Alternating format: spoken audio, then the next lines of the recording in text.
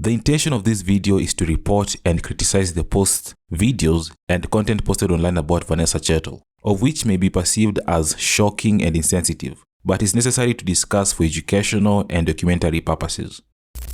I'm a social elite. That means I'm a social person, but only for the elite people. I do support gayism and lesbianism. I support it fully. I'm actually bisexual. I'm bisexual. I do girls, I do guys. Like, I don't care. I appreciate both. Like, that's it, yeah? That is the old Vanessa Chettle, or the young and reckless Vanessa Chettle. She was bold, playful, and shameless. This is a post she made in 2014. I love girls. That's my fucking problem. As you can see, Vanessa was very open about her sexuality, which in that time was rare. This attitude and her partying life propelled her to immense fame. She was not just open about her sexuality, but also her life. She was posting almost everything about her life on Instagram. As I speak, her Instagram has over 5,000 posts. I don't care what I'm portraying. I'm just being me for who I want to be. Like, nobody should take me as a role model. Nobody should say, oh yeah, Vanessa does this, Vanessa does that. I'm just being me, for me. In her prime, she was one of the most popular celebrity socialites. She was attractive, of course, and she was a free spirit. She was known in social circles, interacting with bigwigs like Eric Omondi, Joe Mushiri, the president and this president, CMB Prezo, and even the late Fidel Odinga. She would post photos of her in clubs drinking, and it was clear that smoking shisha was her most favorite activity. She was even named one of the Kenya's queens of shisha smoking. Besides that, she had a thriving career. She was a lingerie model and event hostess. But all that was destroyed by fake friends, bad relationships, and drugs. In hindsight, she's not proud of the past. There are things she could have done better. And what are those things? Today we're going to dive deep into the twisted world of Vanessa Chettle, one of the hottest, and I repeat, one of the hottest and the most controversial socialites in Kenya. Always Been a Rebel is a post that Vanessa Chettle made on the 29th of July in 2014. A rebel is a defiant person who does whatever she wants. You cannot cage or set rules for a rebel. That is who Vanessa Chettle was. And we later understand why Vanessa Chettle was referring to herself as a rebel. Vanessa Chettle was born on 30th of October 1994. She's a product of Eldoret, found in Uasin Gishu County. This is where she spent most of her childhood. She studied at Lions School and will later attend Graffin's College in Westlands, Nairobi. According to Vanessa, she was a wild child. She was rebellious. More often than not, she would leave home to go stay with friends and just go do whatever she was doing. At only 18 years, she got married to a man who was older than her dad. Now, this man was in his 60s. This was not ordinary news, and it became a public topic. And this was the first taste of fame, as people were talking online and magazines publishing the story. Why would an 18-year-old marry a 60-year-old man? What was so special about this man? You know the answer, money. Now, this man was staying in Lavington, and by that, obviously, he had money. And also, Vanessa didn't like staying home, so this was a wonderful opportunity for her to stay away from home, or to move away from home. And she moved from Eldoret to Nairobi to now stay with her husband. It's clear from the onset that Vanessa had the affinity for controversy. She met this man on Facebook, so check your DMs. Your man might be in Lavington and you're suffering in Kiambu. Anyway, Vanessa was now living with her husband. He was a loving man. He was providing, and he would often gift her small things like a car. Despite the backlash from the media and the internet about the marriage, Vanessa's father supported her decision, so there was no need for her to worry. They lived happily, but not for so long, only 2 years. And this is because Vanessa got into the party life. She was a party girl. She got into event hosting, posing with celebrities, and she was becoming popular, something that the husband didn't like. Remember, this is an old man, is tired and just wants to work or sleep, not party. Vanessa on the other side is young and energetic. She would come home late drunk. Vanessa was also getting a lot of attention, and the man became jealous and controlling. So they ultimately parted ways, and Vanessa was free from bondage, and she was free to go and party. Maybe you'd think she got married to this man because they were poor. I don't think so, but the fact that she attended Lion School gives me the impression that she was not from a poor background. And let me give you more examples so you understand. She's being gifted a Versace perfume kit in 2013, which you can't afford today. In fact, her father gifted her this car, and that is according to this post that she made on 2nd of July 2013, where she posted the car and a caption thanking her father for the gift. And this was her when she was taking the first drive in the car. Around the same time, she also pursued a diploma in business management at Graffin's College in Westlands. If you want to know how she first got famous, this is how. These photos got people talking. Everyone wanted to meet her.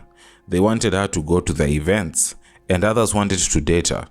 But only a few could manage because she had standards, and it was okay for her to have the standards. Just look at these pictures. And let's talk about the party life. If you happen to go through her Instagram posts, Vanessa is either in a club or partying in some random places. Anyway, when she was coming up, the internet was somehow vibrant. It was 2013, and she was posting pictures on her Instagram and would get like 14 likes, 15 likes, and 23 likes. One distinctive feature about Vanessa is that she was hot. Looking like this in 2013 definitely would make people talk. She was not famous yet, and the celebrities were commenting on her photos like DNG. By 2014, her Instagram photos were getting more likes thanks to her beauty and such kind of posts. She was never shy of posting about her party life. She was either taking shots or smoking shisha and doing such kind of things. These are not the only photos she posted online. She documented everything and anything that was happening in her life, whether she was eating, swimming, or just in a class.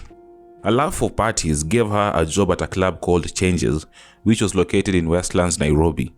And she began to host events every Wednesdays, and each and every single day, she became bigger and better, getting more gigs at different clubs like G-Sky.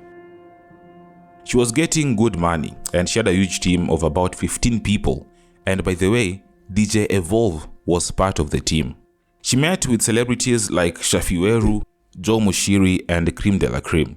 She got into relationships with some bigwigs in the industry, and she was even interviewed on one of the biggest shows at that time, the Straight Up Show on KTN. Remember, at this time, her photos were almost everywhere. She was on the magazines, on television, and some photos were being used in club posters. Talking about photos, there are some photos that the public was not supposed to see, and this is why. In 2015, her photos leaked on the internet, making national headlines. This was not her fault according to her. She said that she had some differences with the photographer behind the shoot. After the shoot, she paid for the pictures and asked the photographer to delete them from his system, as they were confidential and not meant for public use. But the photographer never deleted the photos. Another version of the story is that her girlfriend then leaked the photos as she was trying to destroy her through the expose after they split. Bad publicity is good publicity. Even if she was criticized, the photos in some way made her more famous. Not just that, she also had a short-lived relation with a female rapper, Naughty Flo, but they broke up. And don't be surprised, she once said that she was bisexual and even confessed that she likes women as much as she loves men. That's not the only scandal or controversy that was there about Vanessa Chettle. On July 27, 2016, Vanessa Chettle was arrested after a brawl with Prezo's now ex-girlfriend, Michelle Yola. She appeared in court to answer to assault charges. According to Vanessa, Michelle provoked her by insulting her and even throwing objects at her when she saw that her insults were not getting any reactions from her. After she was released, she made a post on her Instagram, posing outside a police station with the caption, "Freedom." This is not the worst thing that happened in her life. She got into drugs. Now, drugs and alcohol addiction, money and fame mixed with severe mental issues is probably the biggest ticking bomb you can be cursed with. And that is exactly what happened to Vanessa. She was using cocaine and ecstasy pills. She became dependent on the drugs. And these drugs are not cheap. At the time, a gram of cocaine was about 5,000 and an ecstasy pill was 1,000 shillings. In a recent interview with the Luanga TV on YouTube, she admitted that she reached a point where she even gave a drug dealer her car, and she would also just take drugs as payment. She sold her car for 1 million shillings, and instead of getting another car or investing, she ended up using that money on drugs. She became broke. Auctioneers came and took everything from her house. Friends started hosting her, but some were very jealous.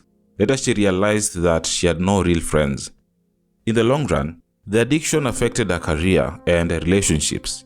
She fell out with almost everyone, including her crew. According to her, she was dating someone in the industry, a very big person, who she didn't mention, and he used his power to destroy her career. She was now not getting gigs, and she couldn't afford bills. Her life got back on track as she got a chance to feature on the third season of Nairobi Diaries in 2016. Nairobi Diaries was an immensely popular show. It was a big platform as big names like Prezo, Vera Sidika, and Notiflow featured on the show, so it was a big win for Vanessa. She was earning 30,000 per episode, but she only featured in about 4 episodes. Despite this achievement, her life was still not okay, and by the end of 2016, she went back home to Eldoret. She stayed there for 3 months and would later move to her grandmother's place, and the grandmother was supportive. While in Eldoret, she was still positive that her friends would save her or some miracle would happen, and she returns to Nairobi to host the events. The miracle never happened. The family saw her as a failure. They sidelined her. They were disappointed in her, and she had to move. She moved to Mombasa, where she got pregnant, and this was the first baby, but the baby daddy vanished. She was broke, she had no job, but at least her friends supported her. Life in Mombasa was not easy. After being there for 7 months, she came back to Nairobi where she gave birth. After there, she went back to Eldoret in 2018, where she even tried to look for gigs or jobs in clubs, but it was tough getting the gigs. Her life was on a downward spiral. It never got better.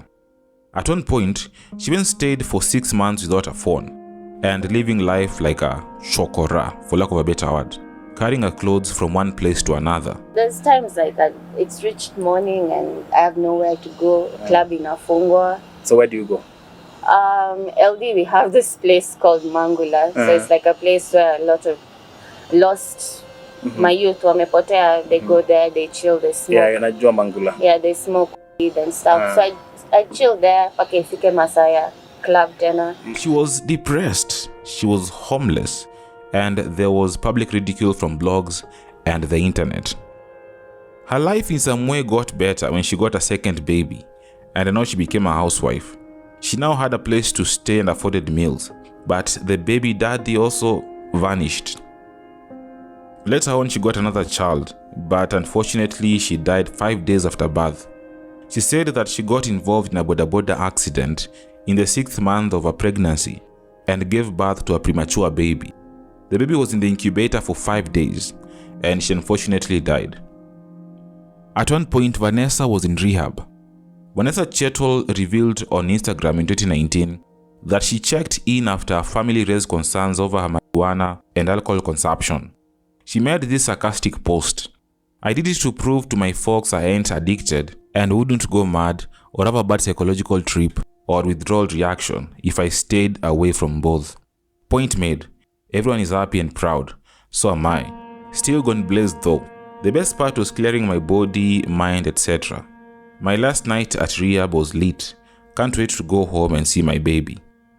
Now, the way she tells her story and what other people say there's a very big difference. In this article by The Standard in 2021, there are claims that she disappeared, leaving her children in the care of relatives.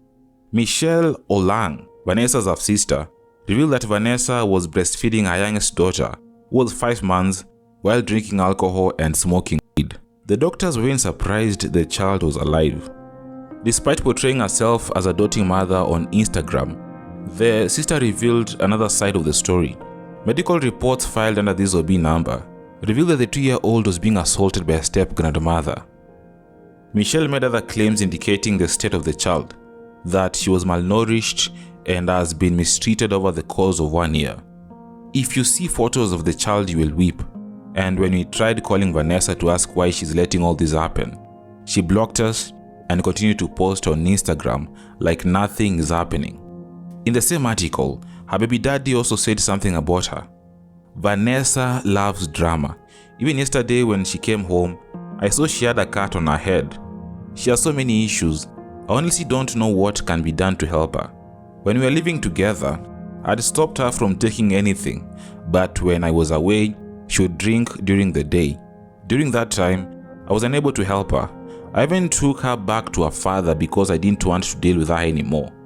She pleaded with me saying I'm the only one who can take care of her, and because her father knows me, he trusts me. What could I do? There's a night I found her, she had been hit by a car outside the Signature Club. She was under the car. I pulled her out, I helped her, and she took advantage of my kindness because I help people a lot, no matter who it is. In 2018, she shocked many after she was seen partying 2 weeks after giving birth. But she defended herself by saying, I'm a single parent and I need time for myself. So I decided to go out and celebrate as well as network. What's wrong with that? As a new mom, I'm doing the best I can to raise my daughter. But also I need time to myself. I'm only 22 years old and I have support from my family. Despite all this, Vanessa said that her father has always been there, supporting her. But the mother, they don't really talk. She even said this about the mother. She's a bitch. Oh, why would you call her that? Because literally I have, apart from my idea of motherhood, I don't have any mother figure that I can say I can look up to, or honestly, like, say, it was just my grandmother for me. We might judge Vanessa Chettle, but in 2014 she was about 18 years old, young and reckless. Unfortunately, the drug addiction made her lose a career that she built with sweat and tears, but she learned her lessons, and mistakes are the stepping stones to wisdom. Your mistakes do not define you. They educate, empower, and enable you to reach your true potential. She now aspires to get into farming. She no longer cares about the limelight. She really does not want the attention anymore, as it can get toxic, and we wish her all the best. Thank you for watching this video. Remember to like this video and subscribe if you enjoy this content.